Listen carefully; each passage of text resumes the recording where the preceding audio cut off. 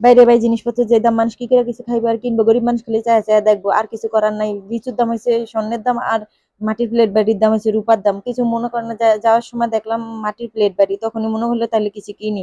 দেখি ফিল্টারের মতো মাটির, এটা তো আনলে 1 মিনিটে ভেঙে ফেলবে, তাই ওটা নিলাম না। পাশে দেখলাম মাটির কতগুলি ব্যাংক, আমরা তো ঘরে রাখারই টাকা না, আবার ব্যাংকে টাকা, তাই ব্যাংকে কিনলাম না, তাহলে দু একটা প্লেট বাড়ি কিনবো। তখনই জিজ্ঞাসা করলাম, বললো কি এক একটা প্লেট নাকি 200 টাকা 150 টাকা। ও বাপ রে বাপ, তাহলে তো আমরা সিরামিক্সেরই কিনতে পারি। তারপরে তাই একটা কিছু নেওয়ার জন্য তখনই আমি একটা প্লেট নিলাম এবং গ্লাস নিলাম।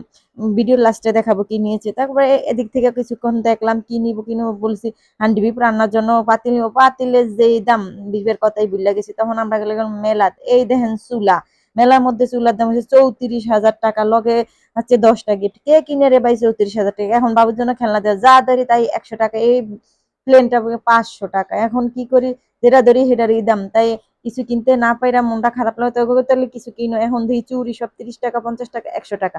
এখন যেটা নিবো ওটাই 30 টাকা করে, তখন কি নিবো, দু একটা ক্লিপ নিলাম, এই ক্লিপটা নিলাম, সাথে আরো দু একটা ক্লিপ নিলাম, নিয়ে এখান থেকে চলে গেলাম। আমাকে তাহলে দেখি তো চুরি, আমার শাশুড়ির জন্য চুরি না, দেখি তো চুরিরও যে দাম, বাপরে বাপ, লেখা থেকে দিছে 350 টাকা। কেমনে নিবো? তারপরে ওইখান থেকে গেলাম কিছু ওয়ালমেট কেনার জন্য, ওয়ালমেটেরও যে দাম, যেগুলি কিনছি 200 150 টাকা, ওগুলি বাপ। ওই যে কোনায় ঘড়িটা দেখতে পাচ্ছেন, এটা চাইছে 300 টাকা। আমি কই কিনা এটা নিমু না।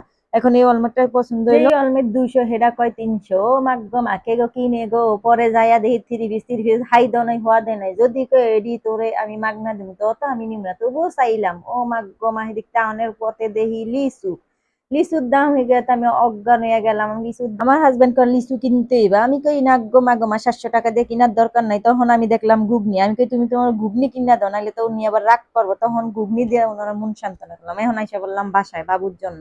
আইসা এই যে একে একে কি কিনলাম আপনাদের দেখাচ্ছি, বাটি বুটি ওর খেলনা, ওর জন্য খেলনা, আরো টুকিটাকি অনেক জিনিস কিনলাম। আমারও কয়েকটা ক্লিপ কিনলাম।